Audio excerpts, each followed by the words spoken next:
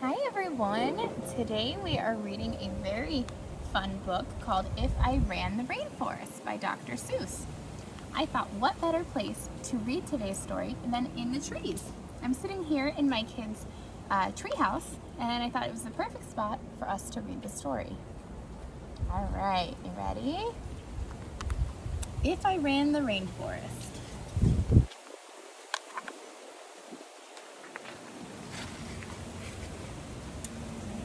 I'm the Cat in the Hat, and it's time that we get to go to a place that is a steamy and wet.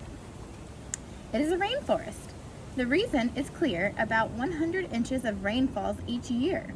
Down at the equator, I'll show it to you. Your mother won't mind very much if I do. To a tropical rainforest off we will go. There are 3 other kinds I think you should know. The seasonal kind has months that are dry. A cloud rainforest sits 3,000 feet high.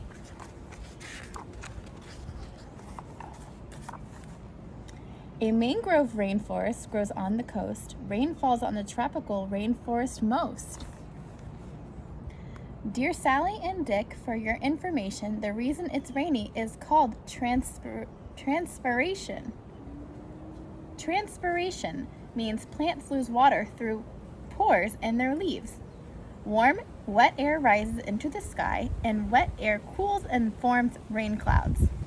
And then plants soak up the rain through their roots.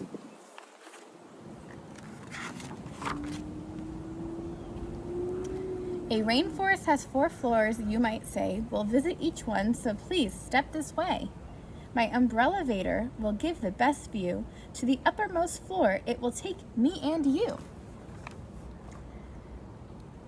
Emergence is the word that we use to call these trees that grow up 300 feet tall. That's really high.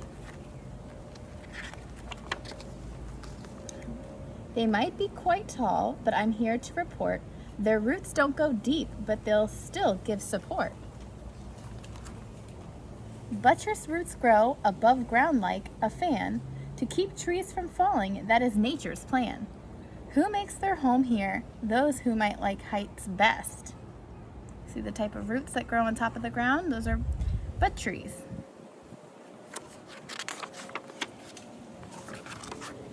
An eagle named Harpy here makes her high nest. This gaggle of parrots of colorful hue are macaws of scarlet and yellow and blue. Now we will go down to floor 3, where lowered treetops form the green canopy. It keeps rain and sun off the floors down below. It's also the place where the epiphytes grow. These plants have roots that hang here and there. They suck up the moisture right out of the air.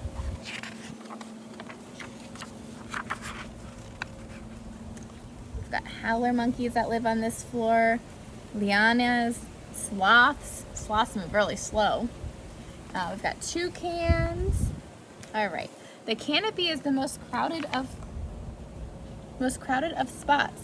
Here monkeys and the tree frogs, and birds can eat lots of fruits, nuts, and bugs, and the nectar of flowers. It is noisy round here, and it's busy all hours.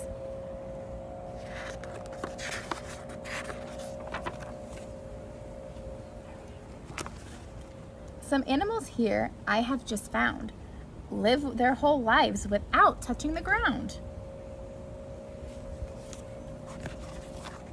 The wet leaves are slippery, movement is tricky, and that's why their toes and their fingers are sticky.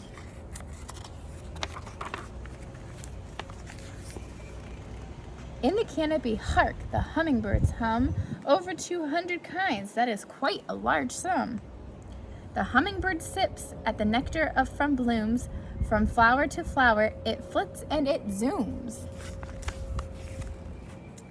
This little bird helps the flowers to grow because pollen sticks to its body, and so when the pollen gets brushed from its feet and its head, it causes the pollen to scatter and spread. Ooh, these are fun plants, pitcher plants. This plant gives an insect a most deadly ride. It slips when it sips and gets trapped inside. If this plant can't root, it will grow on another. The vines twine and squeeze and then finally smother.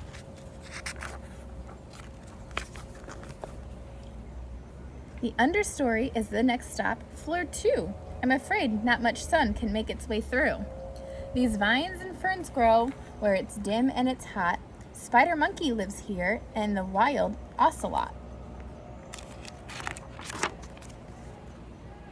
Camouflage is the word to describe a design that makes things blend in and so hard to find. Find 6 hidden things and you'll win a prize. The sure way to win is to sharpen your eyes.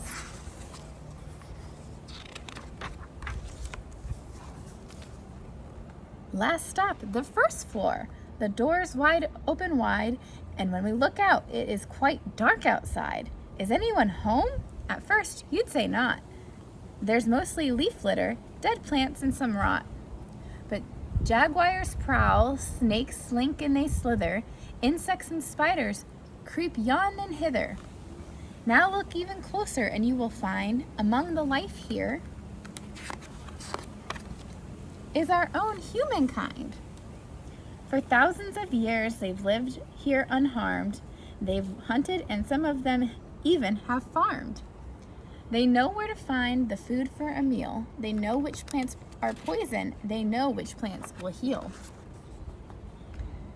You've seen all 4 floors. See if you can list them. These 4 floors make up a complete ecosystem. But something has happened within recent years, a thing that is going to drive me to tears. Millions of acres of land every year are cut down for reasons too long to list here. If I ran the rainforest, you know what I'd do? I'd make a few changes. That's just what I'd do. I'd say, chop somewhere else, people. Leave us these trees. Don't cut them down. Save the trees, please.